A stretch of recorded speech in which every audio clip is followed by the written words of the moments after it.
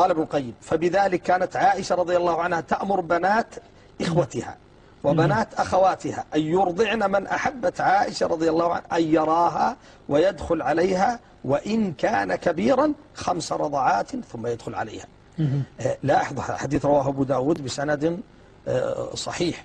حديث رواه أبو داود بسند صحيح. وكانت عائشة رضي الله عنها ترى أن إرضاع الكبير يحرم، وأرضعت غلاما فعلا وكان يدخل عليها. فهل كانت عائشة ترضع شباب قريش؟ الحمد لله والصلاة والسلام على رسول الله، وبعد. فهذا رأي رأته أم المؤمنين عائشة رضي الله عنها واجتهدت وجانبها الصواب، وهي بشر. ابن زوجي عمره في 18، أخذت حليب مني في الكاس وسقيته هي من صدري، هل يصير أخو البنتي اللي هي من زوج ثاني؟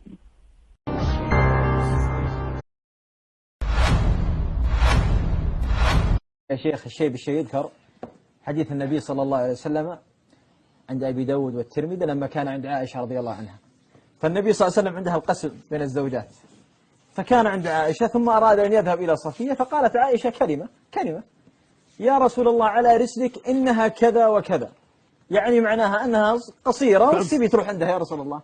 فغضب النبي صلى الله عليه وسلم، وغضبته عليه الصلاة والسلام من أجل اللسان قال: لقد قلت كلمة لو مزجت بماء البحر لأنتنته، يعني تغير طعمه وتغيرت رائحته. يا أيها الذين آمنوا لا يسخر قوم من قوم عسى أن يكونوا خيرا منهم ولا نساء من نساء عسى أن يكن خيرا منهن.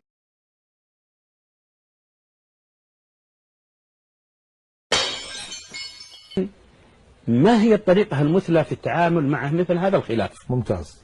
فالنبي صلى الله عليه وسلم كان أحلم الناس، وعائشة رضي الله تعالى عنها تقول كلاما لو قاله أحد آخر لكفر. أنت الذي تزعم أنك رسول الله، شوف تزعم، الله، يعني في شك أنك رسول الله، لكنها لم تؤاخذ في مثل هذه الحال، في غضب شديد. أي نعم، هذا يعني حالة مستثناء، كأنها تحس أنها مدفوعة في الكلام هذا. بالضبط.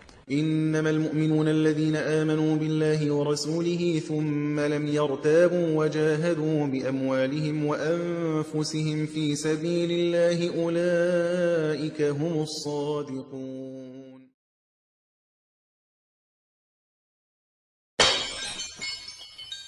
أم سلمة أتت بطعام للنبي صلى الله عليه وسلم، فوضعته أمام المصطفى صلى الله عليه وسلم في صحفة، والصحابة حوله مجتمعين، فلما بدأوا يأكلون وإذا بعائشة قد أتت من هناك متزرة. تدريش معنى متزرة؟ شادة وسطها كذا بإزار، وفي يدها فهر شو؟ حجر، فأتت على تلك الصفحة ففلقتها بين يدي رسول الله وبين الصحابة، فانفلقت فلقتين وتناثر الطعام. ايش هذا المنظر يا عائشة؟ وهو يبتسم بأبي وأمي هو صلى الله عليه وسلم. عند الحديث هذا لو عندك ضيوف ومجتمع مع ضيوفك وشوية دخلت المرأة في المجلس وبسم الله بالله عليك ماذا أنت فاعل؟ إن الذين يؤذون الله ورسوله لعنهم الله في الدنيا والآخرة وأعد لهم عذابا مهينا.